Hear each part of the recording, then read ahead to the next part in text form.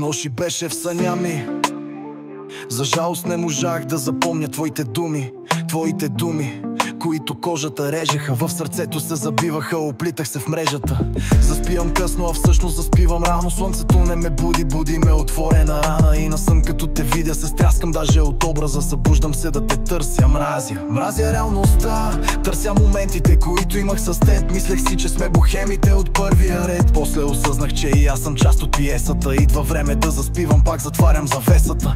Дробовете ми вдишват живота нов. Има дума, дето обичам и мразя, тя е любов.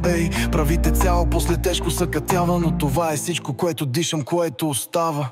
Защо винаги като търсиме не това, което искаме, получаваме? Може би бокс знае най-добре. Ние свирим, той пише нотите. Защо винаги се изгубваме? Давим се и пак потъваме. Може би бокс знае най-добре. Защо винаги като търсиме не това, което искаме, получаваме? Може би бокс знае най-добре. Ние свирим, той пише нотите. Защо винаги се изгубваме? Давим се и пак потъваме. Може би бокс знае най-добре. Айде излез от съня ми, защото вече не намирам думи.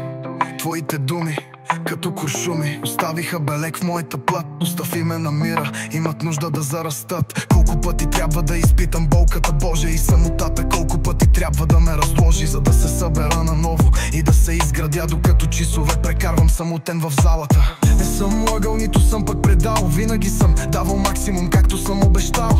После осъзнавам, точно в това е моят провал, че раздавам всичко, докато съм се разпилял. Беше муза за мене, беше утеха. Беше в студа за тялото ми топлата дреха. Ти беше топлия чай в дъждовния мрачен ден, но остана само спомен, аз останах сломен. Защо винаги като търсиме не това, което искаме, получаваме? Може би бокс знае най-добре. Ние свирим, той пише нотите. Защо винаги се изгубваме? Давим се и пак потъваме. Може би бокс знае най-добре. Защо винаги като търсиме не това, което искаме, получаваме? Може би бокс знае най-добре.